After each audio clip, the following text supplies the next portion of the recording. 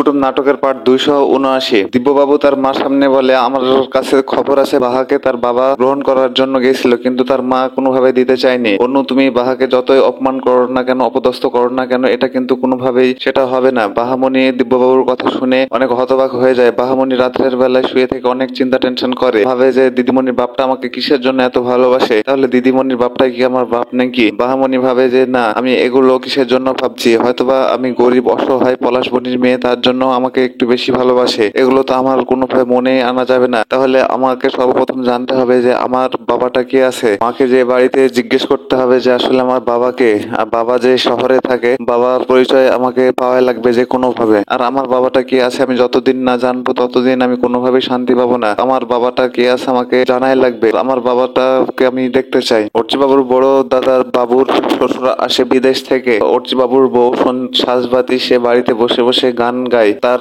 সে বাবুর স্মৃতিগুলো মনে করতে থাকে, কিন্তু মনে করলেও তো আর বাবুকে পায় না। বাবা এসে গান ধরে তার লাইন থেকে, তার বাবাকে দেখে অমনি বলে যে বাবা তুমি এসেছো, কিন্তু তুমি যে এসেছো, তুমি যে একবার কল টল দিলা না, তুমি হুট করে চলে আসলা। তার বাবা বলে যে দেখ, এখন তো বুড়ো হয়ে গেছে, এখনো যদি সারপ্রাইজ না থাকে, একটু সারপ্রাইজ দিলাম তোদেরকে, এ আর কি। আমার তো এখানে জীবন আছে, আমি যদি তোর মুখ না দেখি তাহলে কি তোর মুখ না দেখে আমি কোথাও যেতে পারি? আমার সর্বপ্রথম তো তোর মুখটাই দেখা লাগবে। ঠিক আছে বাবা, তোমার ফ্ল্যাটে সব জিনিসপত্র রেখে এসেছো নাকি? ওসব কোনো কিছু শুনবো না, আমাদের এখানে কিন্তু থাকতে হবে, আর আমার এখানে থেকে তোমাকে এখান থেকে কোথাও যেতে দিব না। দিব্যবাবুর বউ পাইচারি মারে, বাহাকে দেখা মাত্রই বাহাকে ডাক দেওয়া শুরু করে, বাহা এদিকে শোনো। বাহা সেখানে দাঁড়িয়ে থাকে, বলে যে মু, আমাকে ডাকছিস তুই? তোমার ছাড়া এখানে কি কেউ আছে? আমি তো তোমাকে ডাকছি, তুমি কি কথা বুঝো না? এদিকে এসো তাড়াতাড়ি। বাহা ঘরের মধ্যে ঢুকে, বাহা ঘরের মধ্যে ঢুকে মাত্র বাহাকে বলে, আচ্ছা বাহা তুমি দরজাটা একটু লাগিয়ে দাও। বাহা অনেকটাই ভয় পেয়ে যায়। বাহা বলে যে আমি তো কোনো অপরাধ করিনি রে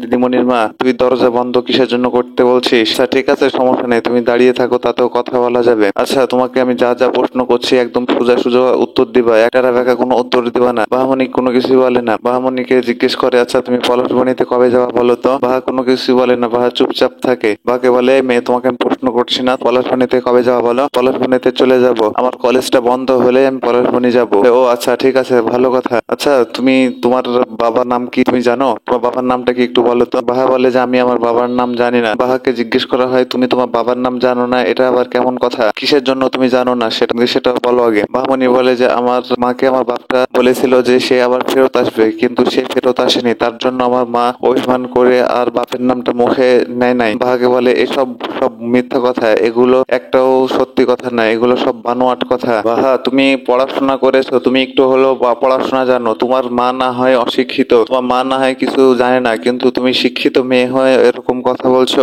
শহরের লোকজন তোমাদের গ্রামে যেহেতু তোমাদের গ্রামের মেয়েদেরকে শুধু ভোগই করে, ভোগ টোগ করে এত ফুর্তি করে তারা আবার চলে আসে। তোমার মার কাছ থেকে দেওয়ার মতো কি বা থাকে? দেহ ছাড়া, তারা তো দেহই দিয়ে দেয়, তাছাড়া তো আর কোনো কিছু দিতে পারে না। বাহামণি তখন বলে, দিদিমণির মা তুই যা কিছু ইচ্ছা আমাকে বল, কিন্তু আমার মাকে নিয়ে কোনো কিছু বলিস না, কারণ আমার মাকে নিয়ে তুই যদি কোনো কিছু বলিস তাহলে কিন্তু আমি সেটা সহ্য করতে পারবো না। বলে যে আরে শোনো, আমি কিসের জন্য এগুলো বলছি জানো? আমার স্বামীর জন্য আমি বলছি, আমার জীবনের অভিজ্ঞতা থেকে বলছি। আমার স্বামীও তোমাদের ওখানে যে এরকম ঘটনা ঘটাইছিল। বাহামণি বলে যে কি ঘটনা ঘটাইছিল? আমার স্বামীও সেখানে যে এক মোহিনী মেয়ের পাল্লায় পড়েছিল, তাকে আমি খুব কষ্ট করে সেখান থেকে উদ্ধার করে নিয়ে এসেছি। নিয়ে আসার পরে সে বলে যে অন্য, তুমি আমার জীবনটা বাঁচাইছো, তুমি যদি আমাকে উদ্ধার করে না নিয়ে আসতা তাহলে আমি অশিক্ষিত মূর্খ মেয়েটার সঙ্গে জড়াই যেতাম, কোনোভাবেই সেখানে থাকতে চাইছিলামও না। আমার ক্যারিয়ার, আমার পরিচয়, আমার যা কিছু ছিল, মান সম্মান সব কিছু নষ্ট হয়ে যেত।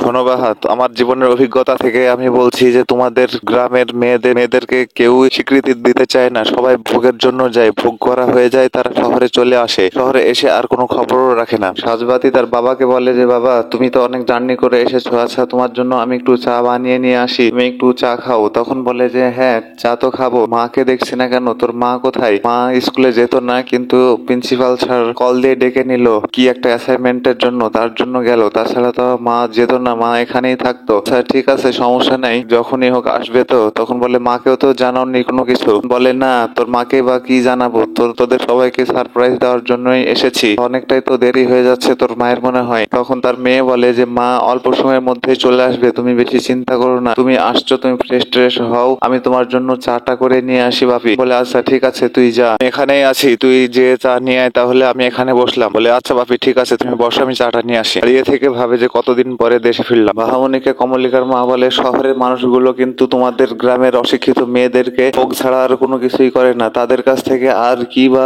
পাবে বলো? তাদের কাছ থেকে তো আর কোনো কিছু পাওয়ার থাকে না। তাদেরকে শুধু ভোগ করার জন্যই যায়, আনন্দ ফুর্তি করে করে আবার তারা শহরে চলে আসে। এটাই তাদের নিয়ম। বাহা বলে যে না, তুই খবরদার এরকম কোনো কথা বলিস না। আমি এটা খুব ভালো করে জানি, আমার বাপটা কোনো না কোনো দিন আমাদের কাছে ফেরত আসবে, আমার মাটাকেও তার প্রাপ্য সম্মানটা দিবে। কমলিকার মা বলে যে বাহা, তুমি যেরকমটা ভাবছো এরকমটা কোনোদিন কখনোই হবে না। আমি মনে করি যে আমি যদি থাকতাম বা হতাম, তাহলে সেরকম লোককে তো কখনো বাপ বলে স্বীকারই করতাম না। সেক্ষেত্রে তুমি বা কি করবা বাহা? তুমি বাপ যদি তোমার কাছে এসে বলে যে আমি তোর বাবা, তাহলে কি তুমি পারবা তোমার বাবাকে অ্যাকসেপ্ট করতে? যে লোকটা তোমার বাবা মাকে ভোগ করেছে, কোনোদিন কোনো দায়িত্ব নেয়নি, যদি তুমি পারো তাহলে তুমি নিবা, কিন্তু এখানে কোনো মেয়েই পারবে না এরকম একটা লোককে বাপ বলে স্বীকার করতে। বাহামণি সেসব কথাবার্তা কোনোভাবে সহ্য করতে পারে না। বাহামণি তার অগ্নি পা চেপে ধরে বলে যে দিদিমণির মা, আমি তোর পা দুখান ধরছি, তুই আমার সামনে আর এগুলো বলিস না। আমার যে জন্মটা হয়েছে, আমার এই জন্মটা নিয়ে আমি নিজেই লজ্জায় পড়ে থাকি। ও কমলিকার মা মনে মনে ভাব, দিব্য মুখার্জি, তুমি